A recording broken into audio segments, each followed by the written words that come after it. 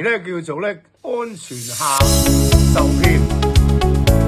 網絡安全啦，同埋資訊安全咧兩大題目咧，都係我哋現今嘅人咧呢個 AI 世代啊，係啦，會好上心嘅。咁我哋時時咧因為咧行個方便咧，而咧往往咧會係自我疏忽，放低咗防備。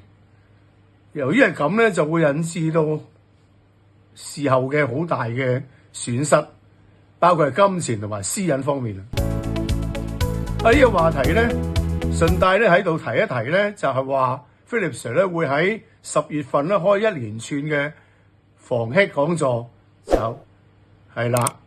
咁大家網友咧可以留意下日期啦。咁先嚟個 like， 再做個 subscribe， 再等陣喺後台再撳 link 入去留位。